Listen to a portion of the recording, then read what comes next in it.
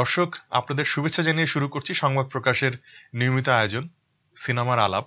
এবং আপনারা জানেন যে সিনেমার আলাপে আমরা সিনেমা নিয়েই আলাপ করে থাকি এবং সিনেমা সংশ্লিষ্ট কাউকে আমরা আমন্ত্রণ জানাই কথা বলার জন্য।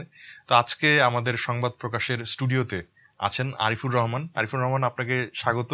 আপনার অনেকগুলো পরিচয়, আপনি চলচ্চিত্র পরিচালক, চলচ্চিত্র প্রযোজক এবং আমি যদি আরো আসলে একটু বাড়িয়ে বলি, সেটা চলচ্চিত্র প্রেমী বলা যায়। আসলে এক ধরনের প্রেম না থাকলে আসলে চলচ্চিত্রের সাথে যুক্ত হওয়া খুব মুশকিল, কারণ এটা এক ধরনের সংসার করার মতো। তো হঠাৎ করে কেউ চলচ্চিত্র পরিচালকও হতে পারে না, চলচ্চিত্র প্রযোজকও হতে পারে না। যদিও বাংলাদেশে এক ধরনের একটা ভ্রান্ত ধারণা আছে যে টাকা দিলেই সেই চলচ্চিত্র প্রযোজক, আসলে তা নয়। চলচ্চিত্র প্রযোজক আসলে চলচ্চিত্রকে শিশুর মতো করে বড় করে, অনেকটা এই ধরনের ব্যাপার থাকে। তো শুরুতে আমি জানতে চাইবো যে এই মুহূর্তে অনেকগুলো প্রজেক্ট আপনার হাতে আছে, চলচ্চিত্র নিয়ে কাজ করছেন, তবে সবচেয়ে বেশি ব্যস্ত হয়ে আছেন কোন প্রজেক্টে নিয়ে, সেটা দিয়ে শুরু করে তারপর অন্যান্য প্রসঙ্গে যাব। মানে পার্টিকুলার একটা প্রজেক্ট বলা একটু কঠিন, কারণ হচ্ছে আমি যেই প্রসেসে কাজ করি সেটা হচ্ছে যে একই সাথে অনেকগুলো প্রজেক্ট মানে ডেভেলপমেন্টের কাজ চলতে থাকে। তো সেই ক্ষেত্রে দেখা যাচ্ছে যে লাস্ট 4-5 বছর ইনক্লুডিং কোভিড টাইম বেশ কয়েকটা ছবির রাইটিং ডেভেলপমেন্ট শেষ। এখন আমরা হচ্ছে গিয়ে এন্ড অফ লাইক ফাইন্যান্সিং এ আছি। তো সেই ক্ষেত্রে ধরলে মুভিং বাংলাদেশ, নুহাশ হুমায়ুনের প্রথম ফিচার ফিল্ম, সুমন সেন আমার বন্ধু ডিরেক্টর, সে ইন্ডিয়া থেকে, কলকাতার ছেলে, বম্বে থাকে। ওর ছবি সোলো, যেটার বাংলা নাম হচ্ছে একা। এবং আমার সমস্ত ফিল্ম মেকিং জার্নির যে পার্টনার বিজন, ওর প্রথম ছবি তো ছিল মাটির প্রজার দেশে। এখন আমরা হচ্ছে আমাদের দুজনের কম্বিনেশনের সেকেন্ড ছবি প্যারাডাইস, এটারও হচ্ছে একদম লাস্টের রাইটিং স্টেজে আছি। এবং পাশাপাশি প্রডিউসার হিসেবে আমি অনেক অ্যাক্টিভ ওই প্রজেক্টটা নিয়েও, কারণ আমার আরো প্রডিউসার যারা আছে আগে ছিলেন এবং নতুন যারা আসবেন তাদের সাথে আমার খুব রেগুলার এখন মিটিং হচ্ছে এবং স্ট্র্যাটেজি আমরা ঠিক করছি। সো এক কথায় বললে 3টা ফিচার ফিল্ম এই বছর আগামী বছর মিলে আমার টার্গেট। যে তার মানে আগামী বছর এগুলো মুক্তি পেতে পারে, মানে আগামী বছরের মধ্যে এই ছবিগুলো সব শুটিং শেষ হবে, এরকম একটা প্ল্যান। কিন্তু রিলিজের ডেট পরবর্তী সময়ে, হ্যাঁ, যেমন 24, এটা তো 23, 24-এ যদি শুটিং শেষ হয় তখন দেখা যাচ্ছে যে 24 থেকেই আমরা এন্ড অফ 24 আমরা ছবিগুলো ফেস্টিভ্যালে সাবমিট করা শুরু করব। তো 25-এ আসলে পুরো বছরটাই হয়তো বা ফেস্টিভ্যাল জার্নি, এবং ওই বছরই আমাদের ছবিটা রিলিজের।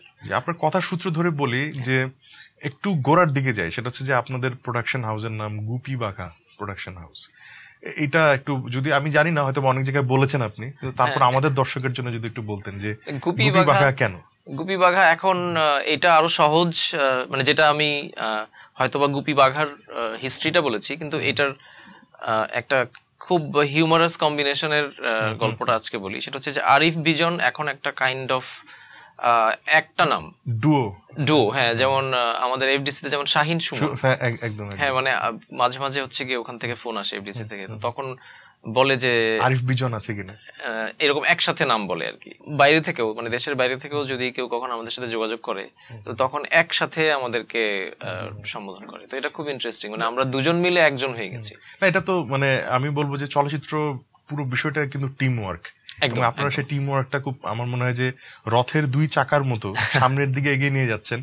তো এই যে সেখানেই গুপি বাঘা যেমন ছিল জুটি, তো আমাদের হচ্ছে আমি বিজন, তো আমরা একসাথে গুপি বাঘাকে ফর্ম করি এবং এখন পর্যন্ত, এবং আমাদের রেস্ট অফ দ্য লাইফ আসলে আমরা একসাথেই ছবিগুলো সব করব। এবং মজার ব্যাপার হচ্ছে যখন বিজন লিখে আমি প্রডিউস করি, আবার এখন যেমন আমি যখনই ডিরেক্ট করি তখন বিজন প্রডিউস করে। সো এইটাও কিন্তু আমরা হচ্ছে গিয়ে বাই ডিফল্ট এক ধরনের সমন্বয় করে আপনারা কাজ করছেন, সেটা খুবই ভালো। আরেকটা বিষয় জানতে চাই, সেটা হচ্ছে মুভিং বাংলাদেশ নিয়ে আসলে অনেক আলাপ আলোচনা হচ্ছে, এবং আমরা শুনেছি যে নুহাশ এই কাজটা নিয়ে অনেক সময় একটু সমালোচনার মুখেও পড়ছেন যে আসলে কেউ প্রযোজনা করছে কিনা অন্য কোনো প্রতিষ্ঠান বা এরকম, কিন্তু এটা আসলে আমিও একটু ইন্টারেস্টিং লাগলো শুনে, মানে এটা যদি আপনি আরেকটু পরিষ্কার করে বলেন, মানে যে রাইট শেয়ারিং কোন প্রতিষ্ঠান এটাকে প্রডিউস করছে কিনা বা তাদের প্রজেক্ট কিনা, হ্যাঁ, তো এই ধরনের একটা মানে আলোচনা কিন্তু আছে। কিন্তু আসলে ছবিটার মূল বিষয় তো আসলে বাংলাদেশের এক ধরনের যে প্রগতিশীলতা, সেই বিষয়টি তুলে ধরা হচ্ছে এই ছবিটার মূল বিষয়। ঠিক মানে এগিয়ে এক্স্যাক্টলি যাচ্ছে। সেটা না, সেটা হচ্ছে যে নামটা মুভিং বাংলাদেশ, কিন্তু এটা আসলে একটা ব্যক্তির গল্প। সে হচ্ছে ইলিয়াস। ইলিয়াস হচ্ছে পাঠাওয়ের যিনি ফাউন্ডার ছিলেন আর কি। তো ওনার জীবনের গল্পটাই হচ্ছে মুভিং বাংলাদেশ, এই ছবিটার মূল উপজীব্য। হ্যাঁ, এবং এখানে কিন্তু আসলে পাঠাও প্রতিষ্ঠানের কোনো ধরনের কোনো ইন্টারেস্টের জায়গা নেই, এবং আমরা কনসিয়াসলি সেটা অ্যাভয়েড করেছি। যদিও তাদের সাথে আমাদের লিখিত এক ধরনের বোঝাপড়া আছে যে আমরা পাঠাও নামটা ব্যবহার করতে পারবো, কিন্তু কাহিনীর সাথে এটার কোনোই সম্পর্ক নাই, এবং তাদেরও এটার ব্যাপারে কোনো আপত্তি নাই। তো সেক্ষেত্রে যেটা হচ্ছে যে আমরা আসলে কোনো প্রতিষ্ঠানের সাথে এটাতে অ্যাফিলিয়েটেড না। আমি সেটাই বলছি যে এটা নিয়ে এক ধরনের একটা ধোঁয়াশাও কিন্তু, হ্যাঁ, মানে এটা পরিষ্কার করে দিলাম আজকে। না, ধন্যবাদ, এটা একটা বিষয়। আর অন্যান্য যে কাজ, ধরুন মাটির প্রজার দেশের থেকে শুরু করে যদি আমি বলি যে সেই সময় এক ধরনের রেসপন্স আপনারা পেয়েছেন, প্রতিক্রিয়া পেয়েছেন দর্শকদের কাছ থেকে, এবং ছবিটা আমিও দেখেছি। এই ছবিটার মধ্যে এক ধরনের ধর্মান্ধতা বা ধর্ম নিয়ে মানুষের যে এক ধরনের ধারণা আছে, সাম্প্রদায়িক ধারণার বিপরীতে গিয়ে একটা স্টেরিওটাইপিং ভাঙার একটা ব্যাপার আছে ওই ছবিটার মধ্যে। তো সেই জায়গা থেকে আমি যদি গত বছর যদ্দূর জানি যে আপনারা কান ফিল্ম ফেস্টিভ্যালে মার্শেদু ফিল্মে আপনারা আমন্ত্রিত হয়েছিলেন, এবং সেই চিত্রনাট্যটি ছিল একা বা সলো, যে কথাটা কিছুক্ষণ আগে বলছিলেন। একা নিয়ে গিয়েছিলাম হচ্ছে লা ফেব্রিক নামের একটা প্রোগ্রাম, লা ফেব্রিকের প্রোগ্রামে, আর মার্শেদুতে ছিল হচ্ছে মুভিং বাংলাদেশ। আচ্ছা, তো সেইখানে লা ফেব্রিকেই তো বোধহয় আপনাদের অনুরাগ কশ্যপের সাথে একটা যোগাযোগ হলো, এবং তিনি কো প্রডিউসার হিসাবে যুক্ত হলেন। তো এই ছবিটার 2022 সালে শুটিং শুরু হওয়ার কথা ছিল, এখন এটা কি পরিস্থিতিতে আছে এটা যদি একটু জানাতেন। তার আগে আমি একটু বলে নিই যে অনুরাগের সাথে আমার সম্পর্কটা একটু পার্সোনাল, কারণ আমি 2016 সালে ইন্ডিয়াতে একটা ছবি শুটিং এ গিয়েছিলাম, তখন প্রায় 3 মাসের মতো ছিলাম বোম্বেতে। তো তখন আমি অনুরাগের অফিসে যাই ওর সাথে দেখা করার জন্য, কিন্তু ওকে আমি পাইনি ওই সময়টায়। এবং ইন্টারেস্টিং ব্যাপার হচ্ছে 2019 সালে আমি লস অ্যাঞ্জেলেসে আর একটা প্রোগ্রাম হচ্ছিল, ওইটার নাম হচ্ছে global media makers, film independent আয়োজন করে। তো ওখানে আমাকে ওরা সিলেক্ট করেছিল, আমি এবং বাংলাদেশ থেকে সুমিত। তো আমরা দুজন ওখানটায় ছিলাম, এবং আমার আফগানিস্তানে প্রডিউস করা ছবি রোকাইয়া ওখানে একটা ফেস্টিভ্যালে দেখানো হচ্ছিল। ওই ফেস্টিভ্যালের ছবিগুলোকে প্রেজেন্ট করেছিল অনুরাগ কাশ্যপ। আচ্ছা, তো এটা খুব ইন্টারেস্টিং ব্যাপার যে ওর সাথে আমি দেখা করতে গিয়েছিলাম 2016-তে, দেখা হয়নি, কিন্তু সে আমার ছবি প্রেজেন্ট করছে এবং আমরা পাশাপাশি একটা স্টেজ শেয়ার করছি। তো ছবিটা শেষ হওয়ার পরে আমি ওকে এই গল্পটা বলি। তো বলার পরে ও খুবই ইমোশনাল হয়, এবং ও আমাকে দেখে বলে, ও আমাকে শুরুতেই তুই করে বলা শুরু করে, মানে অধিকারের জায়গা থেকে। তো তখন ও বলে যে তোর মধ্যে আমি 25 বছরের অনুরাগ দেখতে পাচ্ছি। তো এই যে ওর সাথে আমার একটা সম্পর্ক হলো, সেটা আবার রিনিউ হয় হচ্ছে লা ফেব্রিকে যখন আমি যাই। কান ফিল্ম ফেস্টিভ্যালে সাধারণত ইন্ডিয়া থেকে যদি কেউ যায় তাহলে অনুরাগ প্রত্যেক বছর যায় আর কি, মানে ওর একটা আলাদা পরিচিতি এবং গ্রহণযোগ্যতা ওখানে আছে। তো এরপর ওখানেই সে অনবোর্ড হয় সোলো ছবিটাতে। তো এখন বর্তমানে সিচুয়েশনটা যেটা, সেটা হচ্ছে যে কোভিড এর পরবর্তী সময়ে ফাইন্যান্সিং খুব একটা বড় ধরনের চ্যালেঞ্জ হয়ে দাঁড়াচ্ছে আমাদের, এবং সোলো যেই স্কেলের ছবি, এই এত বড় স্কেলের ছবির জন্য আসলে ইন্ডিপেন্ডেন্ট ফাইন্যান্স অথবা প্রাইভেট ইকুইটি মানি খুব কঠিন। স্টুডিও আসছে, কিন্তু স্টুডিও আসলে যেটা হয়, স্টুডিও স্বাভাবিকভাবেই একটা বড় আমব্রেলা, তো তখন স্টুডিওর এক ধরনের কন্ট্রোল থাকে স্টোরির প্রতি। তো আমরা আবার এটা চাই না, আমরা চাই যে গল্প যেভাবে এক ধরনের ইন্ডিপেন্ডেন্ট, একদমই তাই। তো সেখানে আমাদের একটু ফাইন্যান্সিং এর স্টেজে আমাদের একটু লেন্দি হচ্ছে সবকিছু, এবং যারা এটার সাথে অ্যাফিলিয়েটেড ছিল, বিশেষ করে যারা অ্যাক্টর ছিল, তো তাদেরও এখন সিচুয়েশন চেঞ্জ হয়ে গেছে। তাদের অনেক ধরনের কাজ অলরেডি মার্কেটে চলে আসার কারণে তাদের প্রাইমারিলি যেই ধরনের কমিটমেন্ট ছিল সেই জায়গাটাতে এখন আর তারা নাই। সো আমরা এখন এক ধরনের নতুন চ্যালেঞ্জের মুখোমুখি হচ্ছি, এবং অনুরাগ আগে ঠিক যেই রোলটা নিয়ে এসেছিল এখন ঠিক সেই রোলটাতে আসলে ফিট ইন করে কিনা এটা নিয়ে আমাদের নিজেদের মধ্যেও একটু বোঝাপড়ার ব্যাপার আছে, কিন্তু এখনো আমরা like we are still together, but এটা বলা যাচ্ছে না। ফিনান্স নিয়ে আমরা একটা বড় ধরনের এক ধরনের একটা ইয়েতে যাচ্ছি। মেবি এমন হতে পারে যে ফিনান্স যদি আসলে আমরা ওই রকম স্কেলে জোগাড় করতে না পারি, তাহলে ছবির অ্যাপ্রোচটা চেঞ্জ হয়ে যাবে। বাট ছবি তো ডেফিনেটলি হবে, কারণ এটার কাজ শুরু হয়েছে 2017 সালে, তো এখন 2023, so like it's high time. এরপর আসলে আর এটাকে টানা যাবে না। না, সেটা ডু অর ডাই একটা পরিস্থিতির মধ্যে আছে। এবং যে কোনো ধরনের ইন্ডিপেন্ডেন্ট ফিল্ম মেকিং জার্নি কিন্তু এমন না, এটা মানে অনিশ্চয়তা তো থাকবেই আসলে, সব জায়গায় থাকবে। এখন সেটাই মানে এই চলচ্চিত্রের অভিযাত্রার ভেতরে মানে আপনার অভিযাত্রাটা যদি আমি একটু জানতে চাই, যে যেমন ধরেন আপনি বুসানে গিয়েছেন এবং সেখানে এক ধরনের ফিল্ম স্কুলিং এর ভেতরে আপনি ছিলেন, পরবর্তী সময়ে হলিউডে গিয়েছেন, সেখানেও এক ধরনের একটা স্কুলিং দেখেছেন। তো এই জানা বোঝার বিষয়টি আপনার এই চলচ্চিত্রের অভিযাত্রার ভেতরে কতটুকু আসলে আপনাকে প্রভাবিত করছে বা কতটুকু সহায়তা করছে? এটা একদম পরিষ্কারভাবে ভাগ করা যায় যে বুসানের ওইটাকে ওরা বলে হচ্ছে ফিল্ম বিজনেস স্কুল। নামটা থেকেই বুঝতে পারছেন যে ফিল্মের আসলে যে বিপণন, ব্যবসা, ডিস্ট্রিবিউশন, নট অনলি দ্যাট, আর্টের ক্ষেত্রে যখন আমরা বলি যে অমুক হচ্ছে কি এটা কিউরেট করছে, সো কিউরেটরের কিন্তু একটা বড় ধরনের নামের ইম্প্যাক্ট থাকে। ধরেন থিয়েটারের ক্ষেত্রে যদি জামিল স্যার একটা কোনো থিয়েটার নিয়ে আসেন, তাহলে ওইটা হচ্ছে গিয়ে যতটা না ওই থিয়েটারের নামে চলে তার থেকে অনেক বেশি হচ্ছে যে ও আচ্ছা হ্যাঁ ব্যক্তির নামে। সো এইটা আমরা হচ্ছে মানে আমি এবং আমার ব্যাচে যারা ছিল, আমরা তখন 20 জন ছিলাম আর কি ওই ব্যাচে, এবং আমাদের স্টাডিটা ঠিক ওই বিজনেস অ্যাসপেক্ট থেকে আমাদেরকে দেয়া হয়েছে যে একজন প্রডিউসার আসলে পুরো গেমটা চেঞ্জ করে দিতে পারে। তো যেটা আপনি একদম শুরুতেই বললেন যে বাংলাদেশে তো আসলে শুধু টাকা দিয়ে একটা প্রডিউসিং ক্রেডিট নিয়ে আমরা বসে থাকি, but it's not like that. এই পুরো জিনিসটা একটা গেম প্ল্যানের মতো, একটা স্ট্র্যাটেজি বিল্ড করার মতো, এবং এটা শুরু হয় একদম স্টোরি সিলেকশন থেকে, মানে কোন ছবিটা কোন গল্পটা আসলে ওয়ার্ক করবে সেইটা সিলেক্ট করার জন্য একদম কোচের দায়িত্ব, একদম কোচের দায়িত্ব। সো এই যে দৃষ্টিভঙ্গিটা, এটা আমার ছিল না।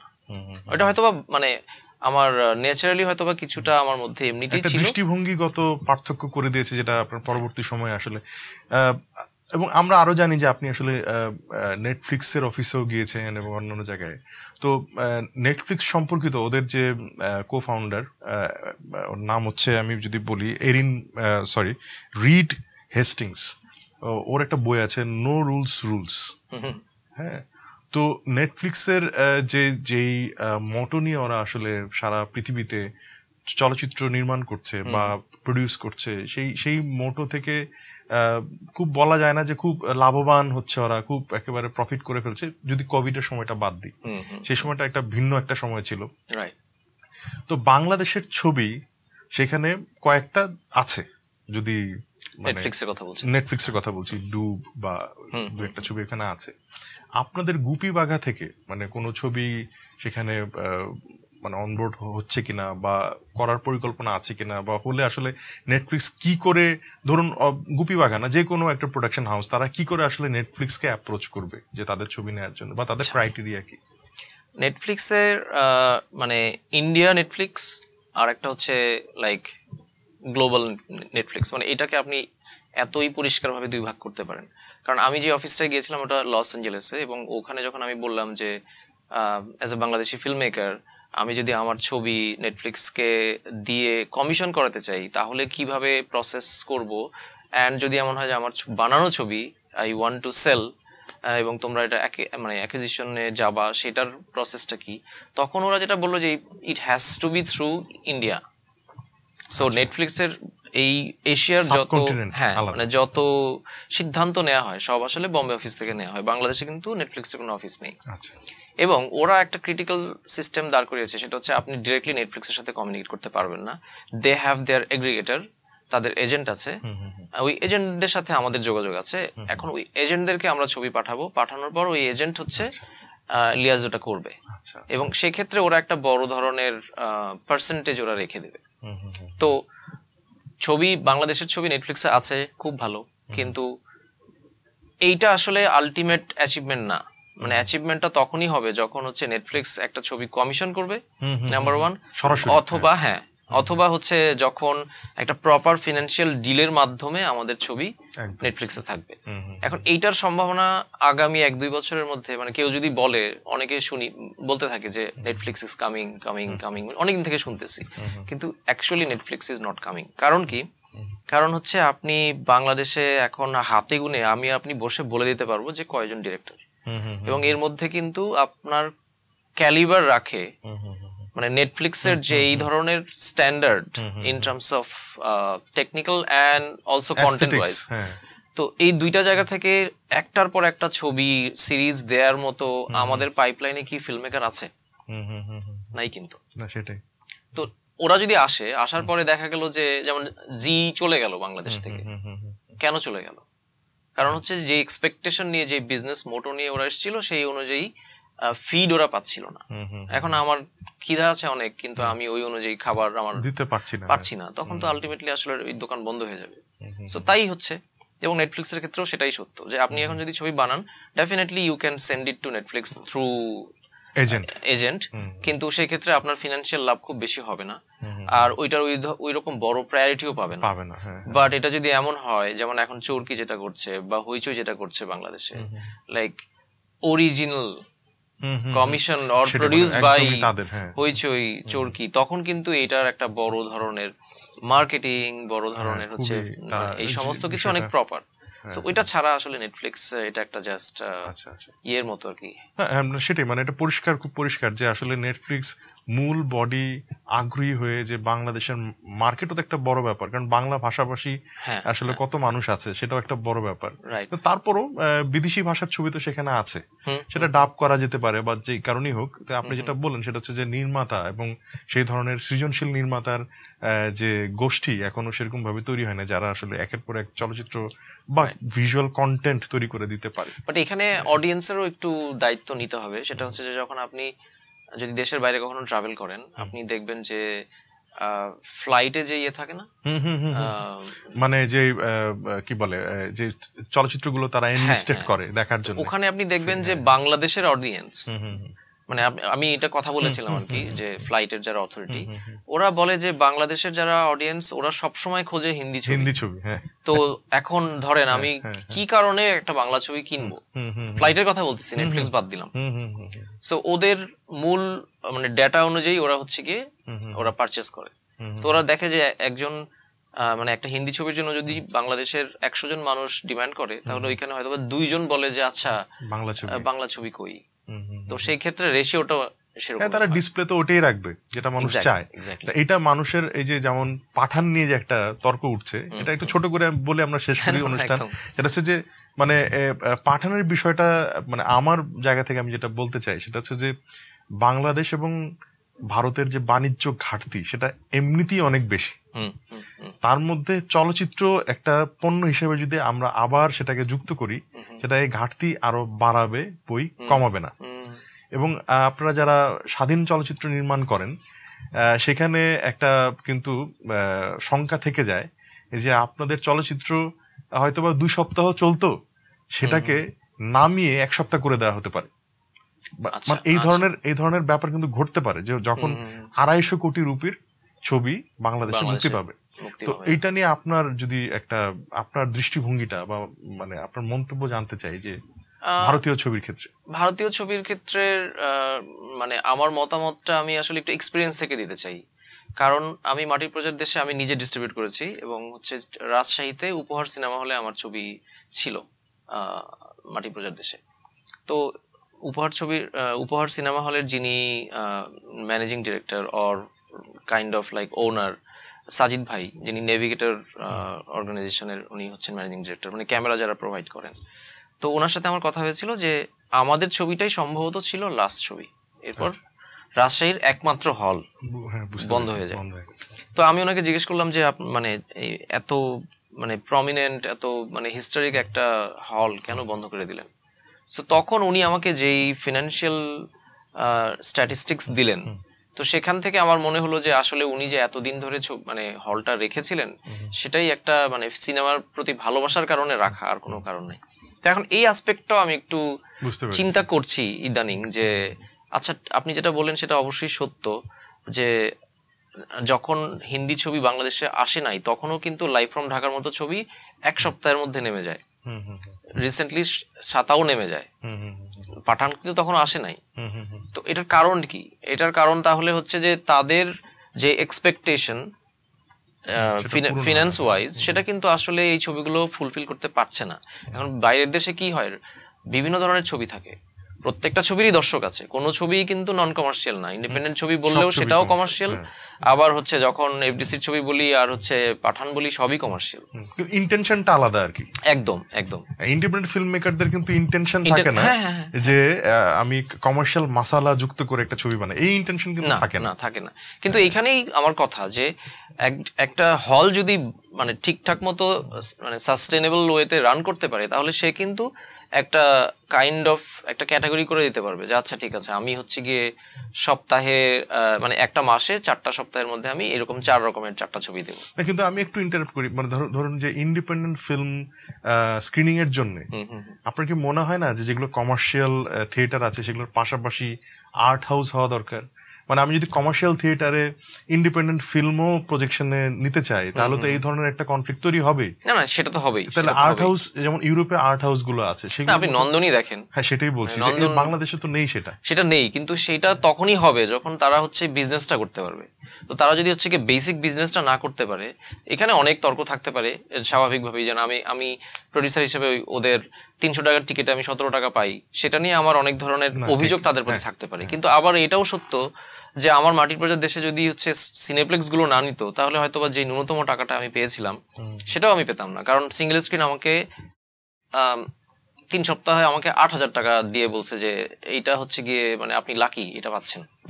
সো আলটিমেটলি তাহলে কি হবে, মানে মাটির প্রজার দেশের পর আমার কিন্তু আর জীবনে ছবি বানানোর কোনো ইচ্ছা থাকবে না বাংলাদেশে। তো এই জায়গা থেকে আমার মনে হয় যে আমাদের একটু এটাও মানে এটা it has to be like very collaborative talk, যে কিভাবে সিনেমা হলও থাকবে এবং ক্যাটাগরি ওয়াইজ অডিয়েন্সরা বিভিন্ন ধরনের ছবি দেখার সুযোগ পাবে, এবং যারা ইন্ডিপেন্ডেন্ট ছবি বানাচ্ছে তারা হল পাবে, যারা কমার্শিয়াল মানে কোড অ্যান্ড কোড মাসালা ছবি বানাচ্ছে তারাও হল পাবে, মানে সব ধরনের দর্শকের জন্যই ছবি থাকবে। হ্যাঁ, মানে এবং কমার্শিয়াল ছবির বাইরে মানে যেগুলো একটু আমি বলবো সেরিব্রাল ফিল্ম, সেই সমস্ত ছবি দেখানোরও একটা জায়গা থাকতে হবে, যেটা একটু কম খরচে মানুষ দেখতে পায়। সিনেপ্লেক্স গুলোতে তো অনেক টাকা দাম টিকিটের, এবং সেখানকার দর্শক আসলে ওই মাসালা ফিল্মই দেখতে চায়, কারণ মানে যেন পয়সাটা উসুল হয়, সেরকম একটা ব্যাপার থাকে। তো আমার মনে হয় যে একটা সমন্বয় করে যদি আমরা একটা ফিল্ম সেন্টার করতে পারি, যেখানে সেখানে নন্দনের মতো বা ধরুন প্যালেদো ফেস্টিভ্যাল, এটা মাস্ট, এটা লাগবেই। এবং আমার আরেকটা জিনিস অ্যাডিশন, সেটা হচ্ছে যে বাংলাদেশে আরো কয়েকটা ওয়েল ডিজাইনড ফেস্টিভ্যাল দরকার।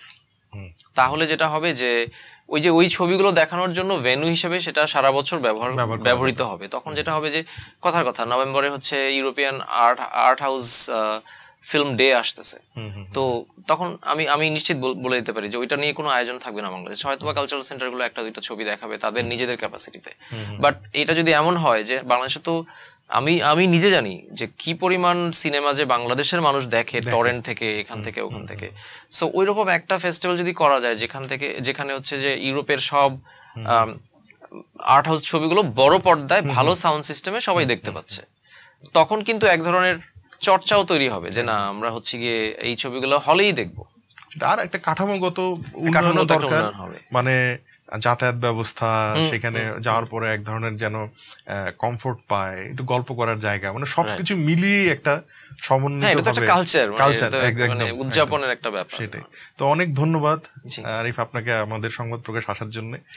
আমার খুব ভালো লেগেছে, খুব চিমছাম এবং ইন্ডিপেন্ডেন্ট ফিল্মের মতো আর কি, একদম মানে আমরা গেরিলা কায়দায় কাজ করি আর কি অনেকটা। হ্যাঁ, খুব ভালো লাগলো। দর্শক, এই ছিল আজকের সিনেমার আলাপ সংবাদ প্রকাশের। আপনারা নিশ্চয়ই এই প্রোগ্রাম দেখবেন এবং সামনে আরো অনুষ্ঠান আমরা করব সিনেমার আলাপ নিয়ে। তো ভালো থাকুন, শুভরাত্রি, সবাইকে ধন্যবাদ।